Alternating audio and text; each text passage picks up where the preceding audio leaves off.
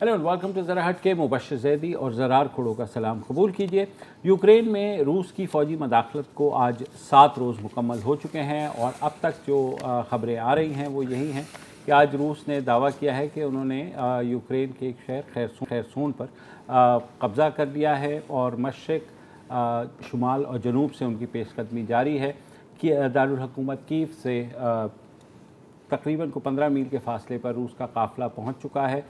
जो इस वक्त की ताज़ा तरीन इत्तलात हैं वो हैं अक़वाम मुत्तहिदा की जनरल असम्बली में आज वोटिंग हुई जिसमें रूस की मज़म्मत की गई फ़ौजी मदाखलत की और उसमें 193 मेंबर स्टेट में से 141 ममालिक ने रूस की मज़म्मत की और ये डिमांड की है कि रूस फ़ौरी तौर पर अपनी मदाखलत ख़त्म करे और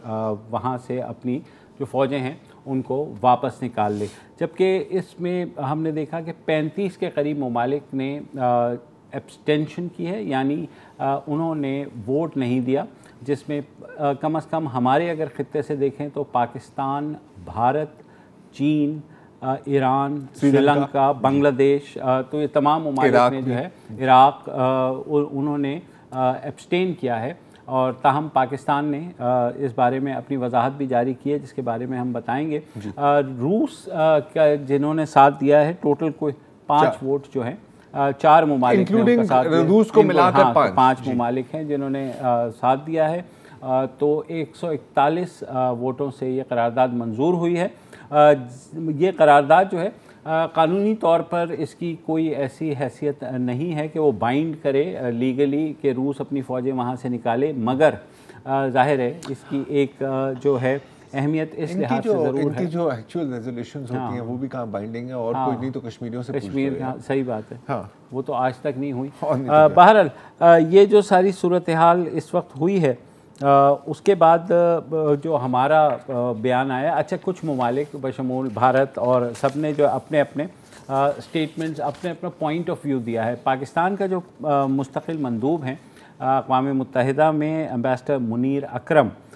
उन्होंने कहा है कि पाकिस्तान UN चार्टर की मुकम्मल हिमायत करता है और पाकिस्तान जंग के भी ख़िलाफ़ है। पाकिस्तान ने हमेशा जो स्टांस लिया है वो यही है कि मामलात बातचीत के ज़रिए हल किए जाएँ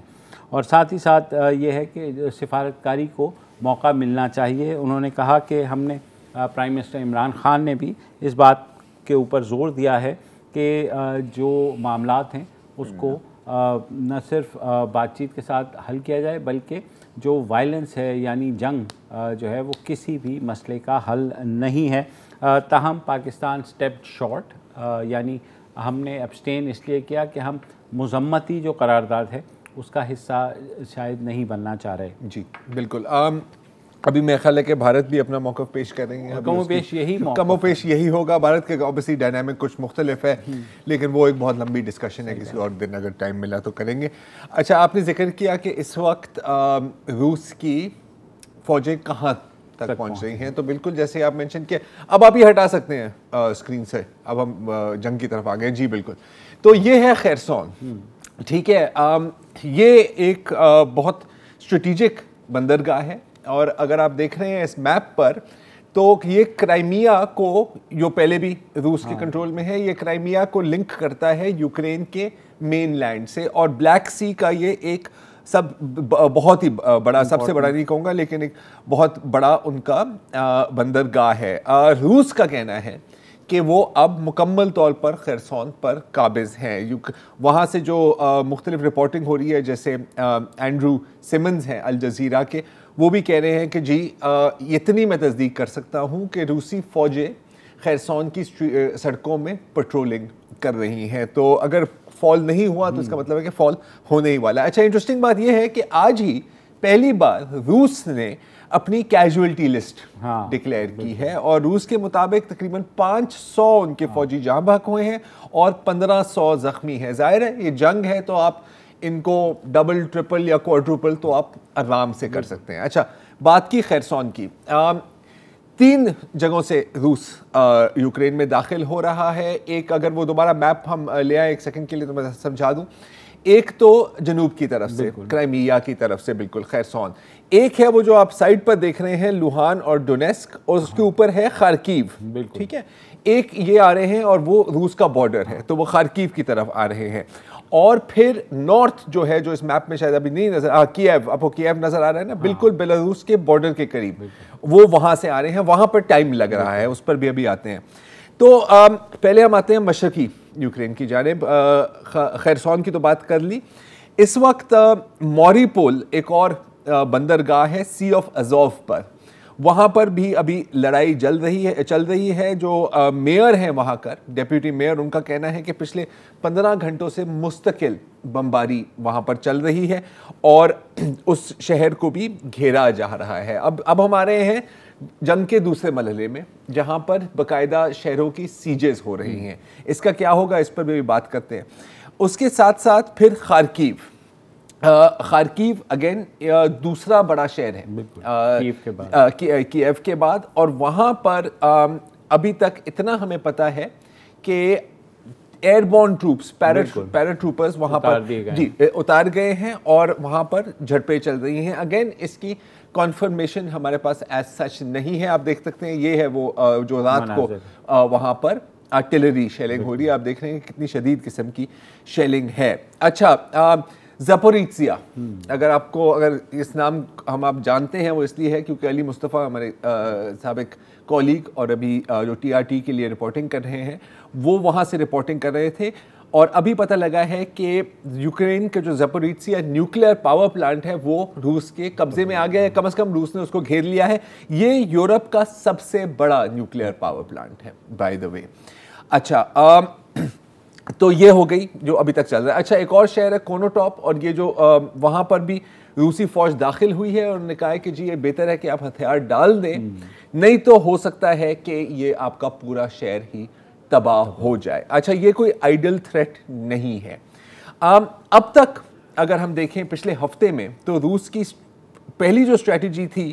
وہ لگ رہا ہے کہ شاید انہوں نے اپنے آپ کو تھوڑا اوور ایسٹیمیٹ بھی کیا ہے اور یوکرین کو تھوڑا انڈر ایسٹیمیٹ بھی کیا، اور ظاہر ہے کہ ایک مورال کا بہت بڑا فرق ہوتا ہے جب آپ اپنے گھر کو ڈیفینڈ کر رہے ہوتے ہیں اور کوئی حملہ کر رہا ہوتا ہے۔ دوسری بات ہے کہ یہ بھی اب لگ رہا ہے کہ سولجرز کو صحیح طرح بریف بھی نہیں کیا گیا تھا ایلیمنٹ آف سرپرائز کو رکھنے کے لیے۔ اچھا، اب جہاں تک اکوپمنٹ کی بات ہے تو یہ آپ ذہن میں رکھیں کہ پچھلے چند سالوں میں ہی یوکرین کی ملٹری کیپیبلٹیز کافی بڑی بھی ہیں، کچھ ویسٹ سے بھی آئی ہے، ٹرکی سے بھی آئی ہے۔ روس کی جو اکوپمنٹ ہے آپ تقریباً وہی ہم دیکھ رہے ہیں، ایٹ لیسٹ اوپن سورس جو انویسٹیگیشن اس پر اور جو چیزیں ہو رہی ہیں، جو 2014 میں تھی، جو ان کے بالکل ایلیٹ یونٹس ہیں، جو سب سے ماڈرن ٹینکس ہیں، ان کے جو اسٹریٹیجک بمبرز ہیں اور جو بالکل پریسیجن میسائلز ہیں اور راکٹ آرٹلری، وہ ابھی تک استعمال میں آئی نہیں۔ اچھا، اس کی بھی کچھ وجوہات ہو سکتے ہیں۔ دوسری بات ہے کہ الیکٹرانک وارفیئر اور جیمنگ میں وہ ماہر ہیں، وہ بھی نہیں یوز کیا۔ اگین آئی تھنک کہ ہو سکتا ہے کہ انہوں نے یوکرین کو ہلکا لیا تھا اور سوچا تھا کہ یہ کولیپس کر جائیں گے۔ کبھی کبھی ہوتا ہے کہ آپ اپنے پروپیگنڈا پر یقین کر لیتے ہیں، اور یہ سب سے خطرناک بات یہ ہوتی ہے۔ اچھا، شروعات کیسے ہوئی؟ شروعات بیسکلی ہوئی تھی میسائل لانچز کے ساتھ، اور میسائلز جو جنرلی استعمال ہو رہے ہیں کیلیبر نام کا رشین میسائل ہے، اور ان کی کوشش یہ تھی، جو اب ہر ماڈرن جنگ میں کوشش یہ ہوتی ہے کہ سب سے پہلے آپ ایئر ڈیفنس کو تباہ کریں۔ کچھ حد تک کامیابی اس میں حاصل ہوئی، لیکن ہم نے یہ بھی دیکھا وایا سیٹلائٹ امیجری کے بہت جو ان کی جو سو کالڈ پریسیجن میسائلز تھے وہ اصل میں پریسائز نہیں تھے، اور پھر ظاہر ایکوپمنٹ کی بھی کچھ کمی آئی۔ کچھ حیران کن چیزیں بھی نظر آئیں، اور وہ یہ کہ بہت ویڈیوز اور بہت اس طرح کی پکچرز اور امیجز آئی ہیں رشین ایکوپمنٹ کی میل فنکشنز کی۔ اچھا، کہیں تو آپ دیکھتے ہیں کہ لوجسٹیکل پلاننگ صحیح نہیں تھی، پیٹرول ختم ہو گیا ہے۔ آپ انفیکٹ کچھ تو مزاحیہ ویڈیوز بھی ہیں کہ یوکرینین شہری ٹینکس کو اپنے ٹریکٹرز کے ساتھ کھینچ رہے ہیں۔ اچھا، اب یہاں پر جب ہم بات کرتے ہیں سورسنگ کی، تو ایک چیز ہمیں ذہن میں رکھنی چاہیے کہ زیادہ تر جو رپورٹس آ رہی ہیں وہ ظاہر ہے کہ وہ پرو یوکرینین آ رہی ہیں، اور فرام ویسٹرن میڈیا، یا وہ اوپن سورس انٹیلیجنس کا بھی جو ہے وہ بھی ٹورڈز ان کا جھکاؤ بھی یوکرین کی طرف ہے۔ حالانکہ روس کے بارے میں کہا جاتا ہے کہ انفارمیشن وار اور پروپیگنڈا میں ایکسپرٹس ہیں، یہاں پر information war outside of Russia وہ ہار گئے ہیں۔ لیکن پھر بھی اگر ہم 50% ان رپورٹس کو ڈسکاؤنٹ بھی کر لیں تو یہ کلیئر ہے کہ جو پہلی ان کی جو ویو تھی وہ اتنی کامیاب نہیں ہوئی جتنا وہ چاہتے تھے، کیونکہ ان کی کوشش کیا تھی کہ جیسے کیف میں بھی کچھ پیراٹروپرز لینڈنگ کی تھی، خیرسون میں، خارکیو میں بھی، اور میرا خیال ہے کہ شاید ان کو اس لیے بھیجا گیا تھا کہ یار چانس لے لیتے ہیں، ہو سکتا ہے کہ ہم اسٹریٹجک پوائنٹس کو کیپچر کر لیں گے اور باقی ہمارے سے آسانی ہوگی. لیکن اب آ رہی ہے اصل روسی فوج. اوکے، جیسے وہ جو ایک 65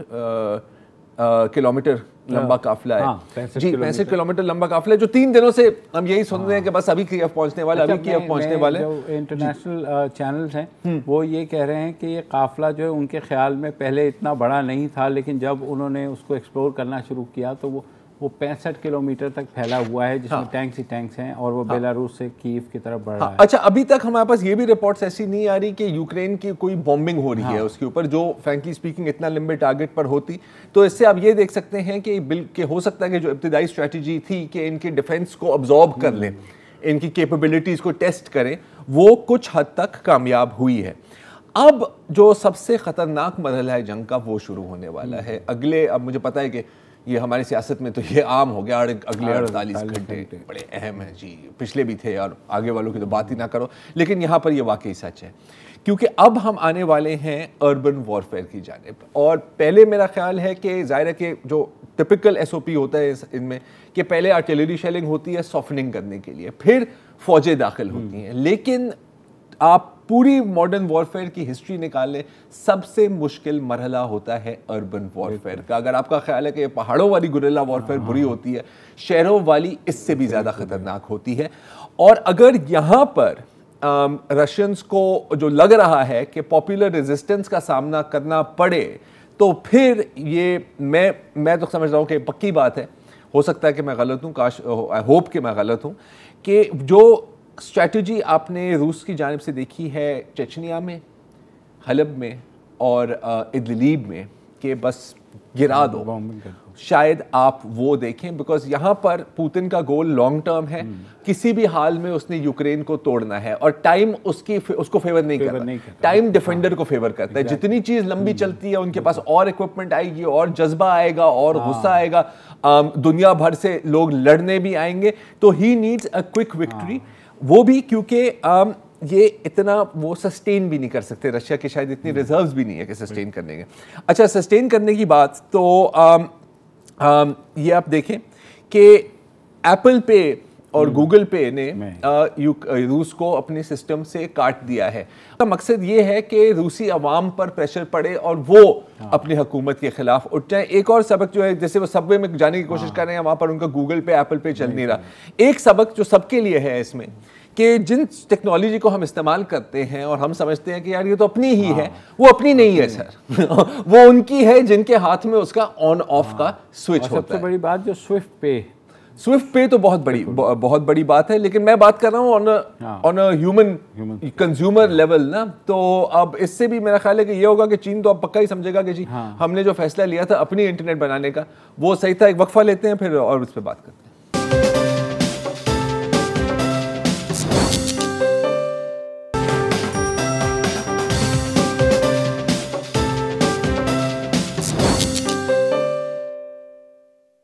ویلکم بیک. اور تھوڑی بات کر لیتے ہیں ان پاکستانیوں کی جو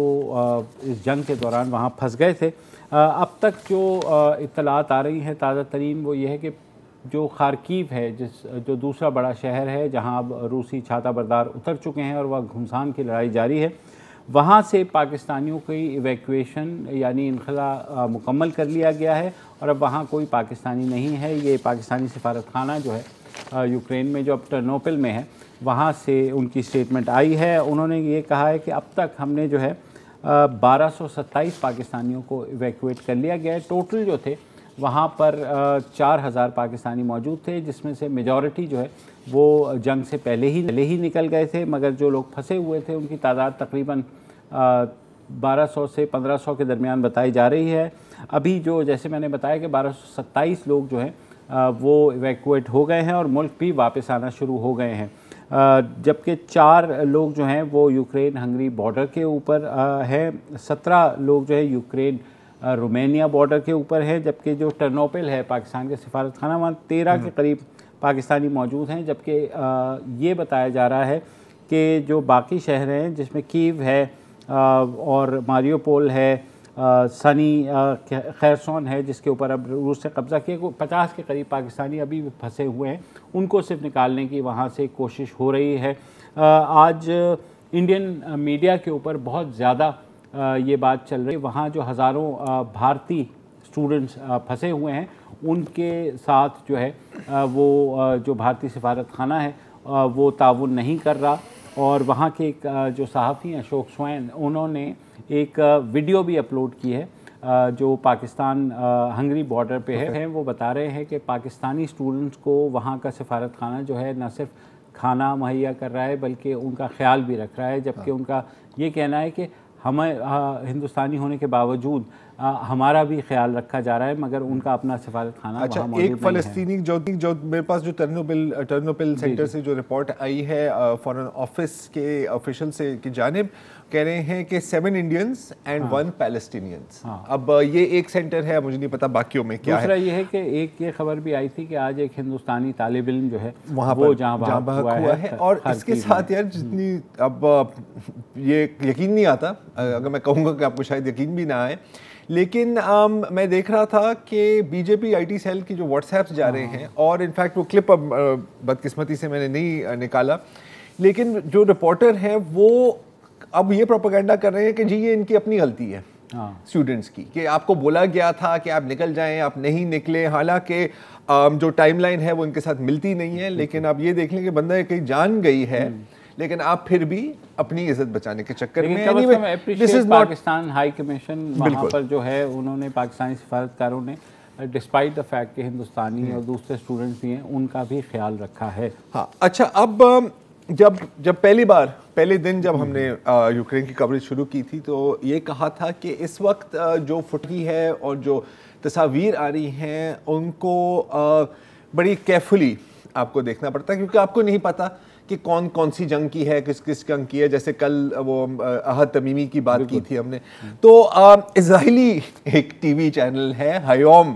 ٹی وی، تو اس پر بھی ظاہر ہے کہ ہر جگہ چل رہی ہے فوٹیج، تو وہاں پر بھی فوٹیج چل رہی تھی۔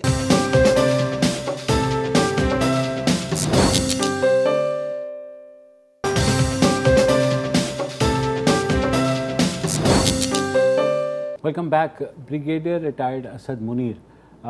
ہم سب انہیں جانتے تھے ایک دفاعی تجزیہ کار کے طور پر، ایک اچھے انسان کے طور پر۔ پاک فوج کے اندر بھی جب ان کا جو ریکارڈ تھا وہ بہت مثالی رہا، اور اس کے بعد ہم برسوں ان کے تجزیے سے مستفید ہوتے رہے، چاہے دہشت گردی کے خلاف جنگ ہو یا ہماری حکمت عملی ہے اس جنگ سے نمٹنے کی۔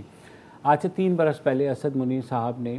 خودکشی کر لی تھی اسلام آباد میں، اور ان کے پاس ایک نوٹ بھی ملا تھا جس میں انہوں نے اس وقت کے چیف جسٹس آصف سعید کھوسہ صاحب سے اپیل کی تھی کہ انہوں نے نیب نے ایک جھوٹے مقدمے میں پھنسایا، اور اس کے بعد انہیں پیشیوں پر پیشیاں بھگتنی پڑ رہی تھیں جس کو وہ برداشت نہیں کر سکے، کیونکہ انہوں نے کوئی ایسا جرم نہیں کیا تھا۔ مگر نیب نے یہ ریفرنس جو بنایا وہ بحیثیت جب سی ڈی اے میں وہ ممبر اسٹیٹ تھے، تو انہوں نے ایک الاٹمنٹ کی تھی ڈپلومیٹک انکلیو میں، کوئی 60 کنال جگہ کی، وہاں اپارٹمنٹس بننے تھے، بلٹ اینڈ ٹرانسفر کے ماڈل کے اوپر یہ الاٹمنٹ کی گئی، اور بعد میں اب ان کے خودکشی کے 3 سال بعد عدالت نے وہ نیب کے ریفرنس کو جو ہے وہ کالعدم قرار دے دیا۔ مگر اب سوال سب یہی پوچھ رہے ہیں کہ بریگیڈیئر اسد منیر کے خاندان جو ہے وہ اس انصاف کے، قتل کے یا نیب کی یہ جو ریفرنس ہے وہ اس کے بارے میں جو کچھ ہوا کس سے پوچھے۔ I am committing suicide to avoid humiliation, being handcuffed and paraded in front of the media.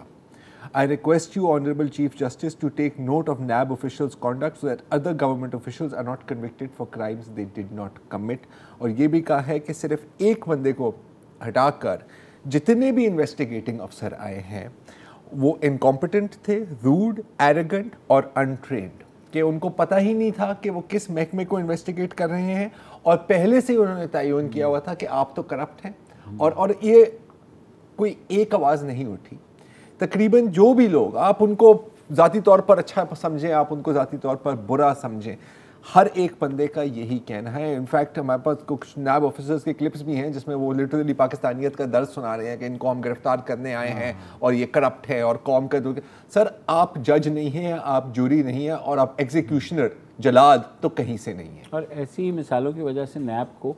ہمیشہ اس کے اوپر یہ الزام لگتا رہا ہے کہ وہ وکٹمائز کرتی ہے لوگوں کو. ہمارے ساتھ موجود ہیں جی ایڈوکیٹ عمران شفیق, نیب پروسیکیوٹر بھی ہیں مگر اس کیس میں وہ جو مین ایکیوز تھے ان کے وکیل بھی رہے ہیں. Welcome to the show Imran Shafiq. Reference تو خارج ہو گیا, اب کیا ان کے جو لوگ اس میں نیب نے ملوث جن کو کیا وہ کیا کریں؟ مطلب یہ سوال اکثر پوچھا جاتا ہے کہ جب نیب کا ریفرنس عدالت باہر پھینک دیتی ہے یا اسے قلعدم قرار دے دیتی ہے تو جو اس میں ملوث ہوتا ہے وہ کیا کرے؟ دیکھیے بہت انفارچونیٹ ہے یہ, لیکن نیب کا جو قانون ہے اس کی دفعہ نمبر 36 ہے, وہ یہ کہتی ہے کہ نیب کے افسران نے, نیب کے کسی بھی آفس ہولڈر نے اگر کوئی اقدام گڈ فیتھ میں کیا ہے, نیک نیتی پر کیا ہے, تو اس کے خلاف کسی عدالت میں کوئی دعویٰ دائر نہیں ہو سکتا, کوئی پروسیڈنگ انیشیٹ نہیں ہو سکتی, اس کو انڈیمنٹی حاصل ہے. تو لیکن یہ انڈیمنٹی جو قانون میں دی گئی ہے وہ بہرحال گڈ فیتھ کی بنیاد پر دی گئی ہے, اور اگر عدالت چاہے اور کسی کیس میں اس نتیجے پر پہنچے تو وہ یہ کہہ سکتی ہے پورے کیس کے حقائق کا جائزہ لینے کے بعد کہ اس کیس میں پروسیکیوشن کے دوران نیب افسران کا گڈ فیتھ یعنی نیک نیتی شامل نہیں تھی. بدقسمتی سے بہرحال اس کیس کے فیصلے میں عدالت نے ایسے کوئی ریمارکس نہیں دیے. عدالت نے جو لکھا ہے وہ بڑا ایک اہمیت کا حامل ہے. عدالت نے لکھا کہ اس کیس میں نیب نے کہیں یہ الزام ہی نہیں لگایا, الج ہی نہیں کیا کہ ملزمان نے کسی قسم کا اس پروجیکٹ میں کوئی اللیگل گین کیا تھا, ٹھیک ہے, کوئی فائنینشیل گین کیا تھا, اس کی ایلیگیشن ہی نہیں ہے. یہ ایک بہت بڑی گراؤنڈ ہے کیونکہ نیب کے جو سپریم کورٹ کے بہت سے فیصلے, انور سیف اللہ کیس میں, اسی طرح اسلام آباد ہائی کورٹ نے مسعود چشتی کیس میں ابھی ہیلڈ کیا ہے کہ یہ جو نیب کے کیسز ہوا کرتے ہیں, جب آپ کرپشن اینڈ کرپٹ پریکٹسز کا کسی پر الزام لگاتے ہیں یا اختیارات کے ناجائز استعمال کا الزام لگاتے ہیں, تو آپ کو ساتھ یہ ثابت کرنا ہوتا ہے کہ اس بندے نے اللیگل گین کیا کیا ہے, مٹیریل گین کیا کیا پبلک آفس ہولڈر نے. اچھا سر میری بات تو اب اس کیس میں تو جی سوری ہاں اسی کیس کی طرف ہی آ رہے تھے, فرمائیے. اچھا, تو اب اس کیس میں عدالت نے بہرحال واضح طور پر لکھ دیا کہ پورے ریفرنس میں مجھے کہیں بھی یہ نہیں ملا کہ نیب نے کہیں الج بھی کیا ہو فائنینشیل گین کا کسی بھی ملزم کے خلاف, کسی ایک ملزم کے خلاف. تو عمران پہ کیس میں تو حیران ہوں,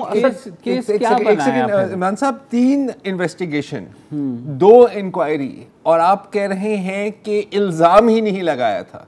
تو یہ جو سارا ہراساں کیا گیا, الزام ہی نہیں لگا, اتنا جو ہراساں کیا گیا, ریفرنسز, سمننگ, بدتمیزی چلے بندہ برداشت کر لیتا ہے. اور اچھا یہ جو چیزیں پتہ ہے صرف وہ لوگ برداشت کر سکتے ہیں نہیں کر سکتے جنہوں نے واقعی کچھ نہیں کیا, جس کو پتہ ہے کہ میں گنہگار ہوں, میں گلٹی ہوں, وہ تو کر ہی لیتا ہے نا. تو سر اتنی انویسٹیگیشنز, 2 انکوائریز, 3 انویسٹیگیشنز اور الزام ہی نہیں لگا, یہ مطلب میں ایز اے لیمن سمجھنا چاہ رہا ہوں کہ کیا اس کا مطلب ہے کہ کسی پر کچھ بھی کہہ دو اور نہ کہو انفیکٹ ان دس کیس, اور پھر آپ جیسے بھی اس کے ساتھ رویہ رکھنا چاہ رہے ہیں وہ آپ کر سکتے ہیں اگر آپ نائب آفیشل ہو؟ آپ کو ایک مزے کی بات بتاؤں, کہ دکھ کی بات بتاؤں بلکہ, کہ اس کیس میں نیب نے جو اسد منیر صاحب پر الزام لگایا ہے وہ کیا ہے, وہ صرف اتنا سارا ہے کہ جن بورڈ میٹنگز میں, یعنی جس میں بورڈ کا چیئرمین ہوتا ہے, جس میں ممبران ہوتے ہیں سی ڈی اے کے, سی ڈی اے کا ممبر پلاننگ ہوتا ہے, ممبر اسٹیٹ ہوتا ہے, ممبر فائنانس ہوتا ہے, ممبر ایڈمنسٹریشن ہوتا ہے, اس جو ممبران بیٹھتے ہیں وہ پورا بورڈ ہے ایک سی ڈی اے کا. اس نے جو فیصلہ لیا, اسد منیر صاحب پر صرف اتنا سارا الزام ہے کہ جب یہ اس پروجیکٹ کی منظوری دی جا رہی تھی تو انہوں نے اس کو روکا نہیں ہے, وہ بورڈ کے ممبر تھے. یہ الزام ہے جس کی بنیاد پر یعنی اور وہ اس پورے پروجیکٹ میں کسی قسم کی کرپشن کا تو دور تک تو سوال ہی پیدا نہیں ہوا, وہ تو ثابت ہونا کیا الزام بھی نہیں ہے. لیکن آپ دیکھیں اس بندے پر الزام کیا ہے, اس پر الزام یہ ہے کہ آپ میٹنگ میں بیٹھے ہوئے تھے جس میٹنگ میں یہ فیصلہ ہوا تھا یہ پروجیکٹ دینے کا اور اس کی بنیاد پر آپ نیب کے ملزم ہیں. یعنی اس مسئلے پر بورڈ کے چیئرمین بورڈ کے باقی لوگوں کے خلاف بھی مقدمات بنائے گئے, سب کے اوپر مقدمات بنا دیے. اس پورے پروسیس میں جتنے لوگ شامل تھے 12 کے 13 لوگ تھے, وہ سارے کے سارے مجرم بنا دیے گئے. اور بلکہ جس کانٹریکٹر نے کام کیا تھا محمد حسین ڈی ایس ٹی ایس والے, اس نے کیا کیا ہے, بی او ٹی کا یہ پروجیکٹ ہے, یعنی build operate and transfer to C D A. یعنی وہ بلڈ بھی اپنے خرچے پر کرے گا, آپریٹ کرے گا, اور اس کے بعد یہ جو بھی کنسٹرکشن ہوگی وہ ساری کی ساری سی ڈی اے کی ملکیت ہو جائے گی. اب یہ والا سارا کیس تھا, اس میں پبلک ایکسپینس کوئی تھا ہی نہیں, یعنی عوام کا پبلک ایکسچیکر کا 1 روپیہ بھی اس میں استعمال نہیں ہوا تھا, اور اس کی بنیاد پر پورا ایک کیس بنایا گیا. اور پھر اتنا بڑا نقصان ہوا, لوگوں کی عزتیں, لوگوں کی زندگیاں, ساری چیزیں آپ نے اس کو دیکھا. میرا خیال ہے یہ ایک ٹیسٹ کیس ہے, اس پر دیکھا جانا چاہیے کہ اس طرح کے اتنی یہ نیب کی سطح پر زبردست قسم کی نیگلیجنس ہے. یہ تو اس کیس کی بات ہو رہی ہے نا. میں آپ سے یہ بھی پوچھنا چاہوں گا اس بریک کے بعد کہ جنرلی یہ جو پروسیس ہوتا ہے انکوائری کا اور انویسٹیگیشن کا, اس میں کس قسم کی خامیاں ہیں. Let's take a break.